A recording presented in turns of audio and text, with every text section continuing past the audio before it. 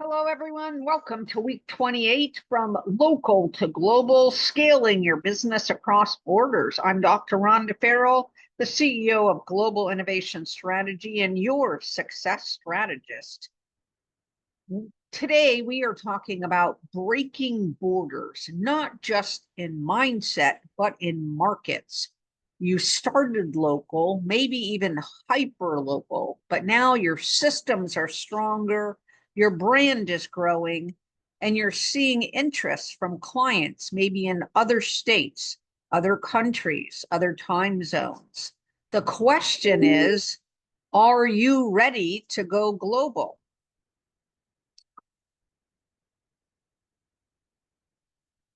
The truth is, the world is smaller, faster, and more connected than ever. And your next level might be in another zip code or even another hemisphere. In 2025, every solopreneur and small business has the potential to become an international brand. Hence why going global is no longer just for the big guys. Here's why.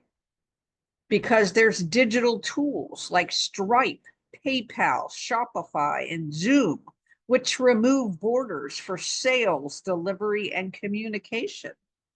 A remote work culture means that people expect to collaborate across time zones and currencies. And niche markets abroad may be hungrier for your expertise than your local market. And lastly, AI and translation tools eliminate language barriers in content delivery and customer service. In short, you no longer need a global office. What you really need is a global strategy. So let's start with this. You don't have to be a Fortune 500 company to be international anymore. In fact, some of the most successful solopreneurs in small business have grown the smartest by thinking globally from the beginning. Thanks to AI, digital platforms, and the normalization of remote everything, anyone can scale across borders. What's the benefits, might you say, of going global? Well, there's new revenue streams, less competition in niche global markets, increased credibility and visibility, and a diversified client base, which means resilience when one market shifts. So if you've been thinking maybe someday, this is your sign, and that day is today. So let's share and talk about the Global Growth Readiness Checklist, or our approach to helping you go global. Here's how to start thinking and operating like an international brand. First is to clarify your scalable offer. Can your product or service be delivered digitally? Do you have any digital assets, courses, consulting, templates, etc., that solve a universal problem? Pro tip, start with your strongest offer, package it, price it, and prepare it for broader reach.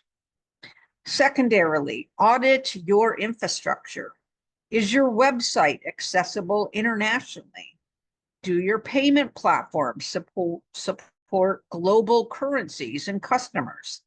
Can your team or systems handle international support? Pro tip, you can use Stripe Atlas or Wise for international payments. Third, localize your messaging.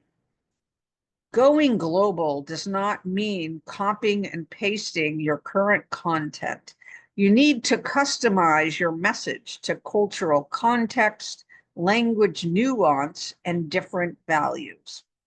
Pro tip, use AI to translate and humanize. Tools like DeepL or Localize can help. And fourth, expand your network. Join global communities, masterminds, and virtual summits.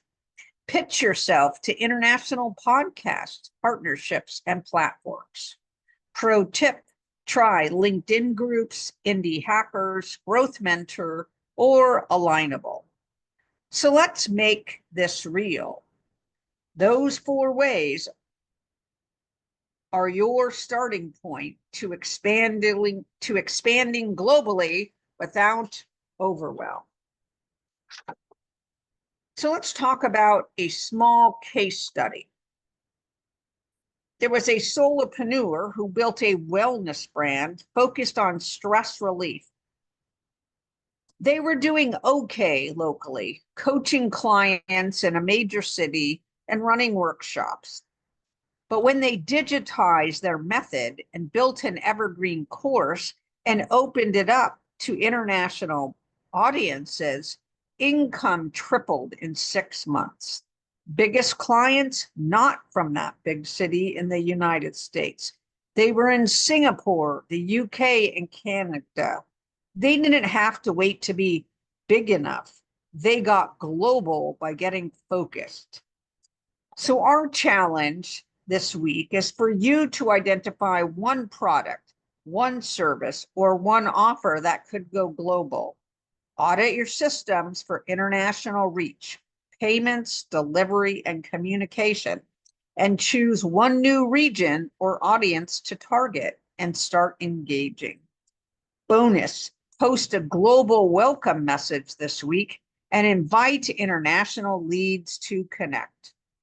So choose your one offer to globalize, audit your systems, research one country or region that aligns best with your niche, and take one small action. Post a global welcome message, add a currency converter, or update your LinkedIn headline to reflect international work. Then tag us at #SpotlightOnSuccess so we can cheer you on. So as a reflection prompt for today, we want you to be thinking about where your work could serve people beyond your current borders. What fears might have held you back from thinking globally?